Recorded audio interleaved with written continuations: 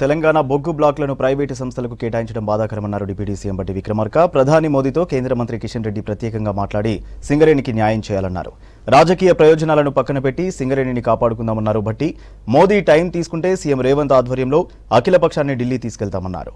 సింగరేణి బతకాలంటే సంస్థకు కొత్త గనులు కేటాయించాలన్నారు బట్టి. ప్రైవేటు సంస్థలకు కేటాయించిన సత్తుపల్లి, కొయ్యగూడెం బ్లాక్లను సింగరేణికి అలాట్ చేయాలని కిషన్ రెడ్డికి విజ్ఞప్తి చేశారు బట్టి.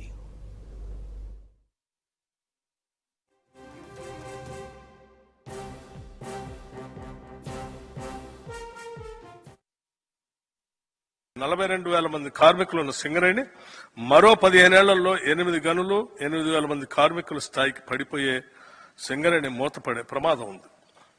తెలంగాణ ప్రాంత మంత్రులుగా, తెలంగాణ ప్రాంత నాయకులుగా ఇటువంటి పరిణామాన్ని మనం ఊహించలేము, కోరుకోవద్దని కూడా కోరుతున్నాం. మీరు తెలంగాణ స్థితి తెలిసిన నాయకులు, మీరు ఈ విషయంలో ప్రత్యేక చొరవ చూపి సింగరేణి సంస్థకి గోదావరి పరివాహక ప్రాంతంలోని ఇంకా మిగిలి ఉన్న 1,400 మిలియన్ల టన్నుల బొగ్గు తీసేందుకు వీలుగా చట్ట ప్రకారంగా రిజర్వేషన్ కోటాలో బ్లాకులు కేటాయించాలని కోరుతున్నాము. ఈ విషయంలో మీరు గౌరవనీయులైన ప్రధానమంత్రి శ్రీ నరేంద్ర మోడీ గారితో కూడా మాట్లాడాలని, వారిని ఒప్పించాలని ప్రత్యేకంగా విజ్ఞప్తి చేస్తున్నాం. అవసరమైతే మీరు సమయం తీసుకోవాలని, ఆ సమయం తీసుకున్న సందర్భంగా మా రాష్ట్ర ముఖ్యమంత్రి రేవంత్ రెడ్డి గారితో సహా నేను, మిగతా రాజకీయ పార్టీల నాయకులు అందరం కలిసి అఖిలపక్షంగా వచ్చి గౌరవనీయులైన ప్రధానమంత్రి గారికి కలిసి విజ్ఞప్తి చేయడానికి మేము సిద్ధంగా ఉన్నాం.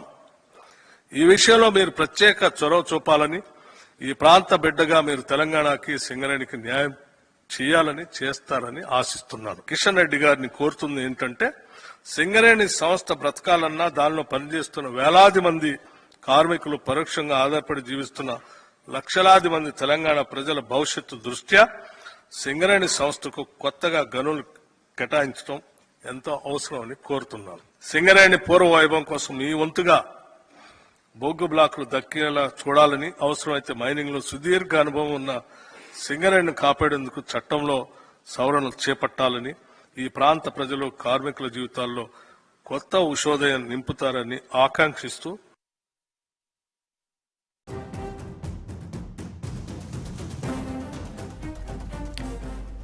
సింగరేణిని కాపాడుకునే బాధ్యత కేంద్రంపై కూడా ఉందన్నారు కేంద్ర బొగ్గు గనుల శాఖ మంత్రి కిషన్ రెడ్డి. డిప్యూటీ సీఎం బట్టి కోరిన అంశాలపై చర్చిస్తామన్నారు.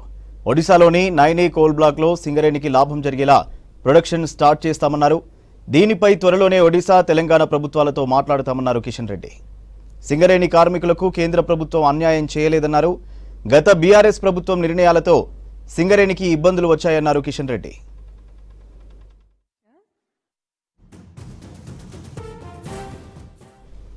సింగరేణిని కాపాడుకునే బాధ్యత కేంద్రంపై కూడా ఉందన్నారు కేంద్ర బొగ్గు గనుల శాఖ మంత్రి కిషన్ రెడ్డి.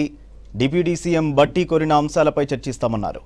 ఒడిశాలోని 9A కోల్ బ్లాక్ లో సింగరేణికి లాభం జరిగేలా ప్రొడక్షన్ స్టార్ట్ చేస్తామన్నారు.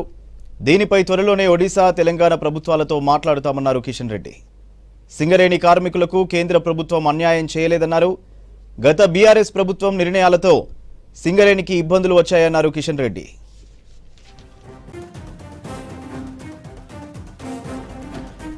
సింగరేణిని కాపాడుకునే బాధ్యత కేంద్రంపై కూడా ఉందన్నారు కేంద్ర బొగ్గు గనుల శాఖ మంత్రి కిషన్ రెడ్డి. డిప్యూటీ సీఎం బట్టి కోరిన అంశాలపై చర్చిస్తామన్నారు. ఒడిశాలోని 9A కోల్ బ్లాక్స్ లో సింగరేణికి లాభం జరిగేలా ప్రొడక్షన్ స్టార్ట్ చేస్తామన్నారు. దీనిపై త్వరలోనే ఒడిశా, తెలంగాణ ప్రభుత్వాలతో మాట్లాడుతామన్నారు కిషన్ రెడ్డి. సింగరేణి కార్మికులకు కేంద్ర ప్రభుత్వం అన్యాయం చేయలేదన్నారు. గత బీఆర్ఎస్ ప్రభుత్వం నిర్ణయాలతో సింగరేణికి ఇబ్బందులు వచ్చాయన్నారు కిషన్ రెడ్డి.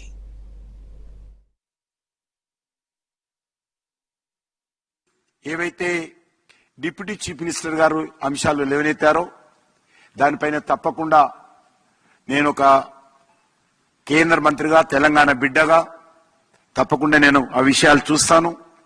అదేవిధంగా ఏదైతే ఒరిస్సాలో ఉన్నటువంటి 9A కోల్ బ్లాక్ ఏదైతే 2015లో అలాట్మెంట్ చేశారో అనేక కారణాల కారణంగా అది ఇంతవరకు ప్రొడక్షన్ ప్రారంభం కాలేదు. కాబట్టి ఆ యొక్క నైని కోల్ బ్లాక్ కూడా సింగరేణి మైన్స్ కు వెంటనే ప్రొడక్షన్ వచ్చే విధంగా, లాభం చేకూరే విధంగా ఈ యొక్క ఒరిస్సా ప్రభుత్వంతో మాట్లాడి కేంద్ర ప్రభుత్వం యొక్క కోల్ మినిస్ట్రీ యొక్క సహాయ సహకారాలతో ఆ యొక్క నైని కోల్ బ్లాక్ కూడా ప్రొడక్షన్ వచ్చినట్లయితే 15% ఆఫ్ కోల్ ఏదైతే ప్రొడక్షన్ ఈరోజు సింగరేణి ద్వారా ఆ యొక్క నైని కోల్ బ్లాకే మరి తప్పకుండా ఇవ్వగలుగుతుంది. ఆ విషయంలో కూడా నేను మీకు మనవి చేస్తా ఉన్నాను. తప్పకుండా మేము ఒరిస్సా ప్రభుత్వంతో మీతోటి కూడా మాట్లాడి వెంటనే వేగవంతంగా ఆ యొక్క నైని కోల్ బ్లాక్ ను డెవలప్మెంట్ చేసే విషయం ఆలోచన చేస్తాము. అదేవిధంగా ఈ కోల్ మైన్స్ ఏవైతే ఈరోజు యాక్షన్ చేస్తా ఉన్నామో ఇది కేంద్ర ప్రభుత్వానికి రెవెన్యూ కోసం కాదు. నెంబర్ 1 ట్రాన్స్పరెన్సీ, సుప్రీంకోర్టు ఇచ్చినటువంటి తీర్పు ఆధారంగా పారదర్శకతతో ఈ యొక్క కోల్ మైన్స్ అన్ని కూడా అలాట్మెంట్ జరగాలి. రాజకీయాల ఆధారంగా అలాట్మెంట్ జరగకూడదు. ఏ రకమైనటువంటి పొరపాట్లు జరగకూడదు. పారదర్శకత ఉండాలి అనేటువంటి దృక్పథంతో సుప్రీంకోర్టు ఇచ్చినటువంటి మార్గదర్శకాలను, జడ్జిమెంట్ దృష్టిలో పెట్టుకుని ఈ యొక్క న్యూ కోల్ మైన్ అలాట్మెంట్ విధానాన్ని నరేంద్ర మోడీ గారి ప్రభుత్వం పారదర్శకంగా నిర్వహిస్తా ఉంది. అందులో భాగంగానే ఈ విధానాన్ని అవలంబిస్తున్నాం. ఇందులో ఎక్కడ కూడా సింగరేణికి నష్టం జరగకుండా ఇటు రాష్ట్ర ప్రభుత్వానికి, అటు సింగరేణికి, సింగరేణి కార్మికులకు మేలు జరిగే విధంగా కేంద్ర ప్రభుత్వం వ్యవహరిస్తుందనే విషయాన్ని నేను మరొకసారి మీ దృష్టికి తీసుకెళ్తూ తప్పకుండా ఈ విషయాలన్నిటిపైన కూడా నేను మరొకసారి మా డిపార్ట్మెంట్ అధికారులతో మాట్లాడి, సింగరేణి అధికారులతో మాట్లాడి, ఎందుకంటే Singareni 49% of share government of India, మాది కూడా బాధ్యత ఉంటుంది. మాకు కూడా సింగరేణి కార్మికులు కానీ సింగరేణి కంపెనీ పైన కానీ పూర్తిగా మరి మేలు చేయాలనే ఉంటుంది తప్ప ఇదేదో రాష్ట్ర ప్రభుత్వాందనో ఇదేదో కార్మికులదనో కాదు. మీకు ఎంత బాధ్యత ఉందో మాకు కూడా అంతే బాధ్యత, అంతే రెస్పాన్సిబిలిటీ సింగరేణి మీద నరేంద్ర మోడీ గారి ప్రభుత్వానికి మరి మాకు కూడా ఉందనే విషయాన్ని నేను మీ దృష్టికి తీసుకెళ్తూ తప్పకుండా భవిష్యత్తులో మీతో మాట్లాడి అదేవిధంగా సింగరేణి కార్మికులతో కూడా మాట్లాడతాము. విషయాలన్నిటిపైన కూడా మరి అందరికీ తెలియజేసి ఎక్కడ కూడా కేంద్ర ప్రభుత్వానికి ఈ యొక్క సింగరేణి కోల్ బ్లాక్స్ మరి ఇది ఆక్షన్ ద్వారా ఏ రకంగా నష్టం చేయాలని లేదు. రాష్ట్ర ప్రభుత్వానికి లాభం చేయాలని ఉంటుంది. అదేవిధంగా సింగరేణి కోల్ మైన్స్ కూడా లాభం జరగాలని ఉంటుంది. యాక్షన్ అనే పదం వేరే ఉండొచ్చు, కానీ ఎక్కడ కూడా ఇందులో మేము తీసుకున్నటువంటి చర్య ద్వారా ఈరోజు మనం వెళ్ళి ఒరిస్సాకి వెళ్ళి మైన్ తీసుకున్నాం. ఈరోజు ఓపెన్ యాక్షన్ లో ఈరోజు కోల్ ఇండియా కూడా లేకపోతే కేంద్ర ప్రభుత్వానికి సంబంధించినటువంటి అనేకమైనటువంటి పబ్లిక్ సెక్టార్ యూనిట్స్ కావచ్చు, లేకపోతే వివిధ రాష్ట్రాలకు సంబంధించినటువంటి అనేక రకాల పిఎస్సిస్ కావచ్చు, ఓపెన్ యాక్షన్ లో వాళ్ళు పాల్గొంటున్నారు. అలాట్మెంట్ కంటే ఎక్కువ లాభం వాళ్ళకు వస్తూ ఉంది రాష్ట్ర ప్రభుత్వాలకు, ఆ యొక్క కోల్ మైన్స్ కు. కాబట్టి గత ప్రభుత్వము తీసుకున్నటువంటి నిర్ణయము సింగరేణికి ఈరోజు గుదిబండగా మారింది. ఎందుకంటే సింగరేణి కోల్ ఇండియా లాగా ఒక మంచి సంస్థ, ఈరోజు ప్రైవేట్ సెక్టార్ కంటే మంచి సంస్థ కోల్ ఇండియా. దాన్ని ఈరోజు మరి హార్డ్ డీల్ గా చేసి ఈ యొక్క వంక పెట్టుకొని దాన్ని నష్టాల్లో తీసుకొచ్చేటువంటి ప్రయత్నం చేస్తున్నారు.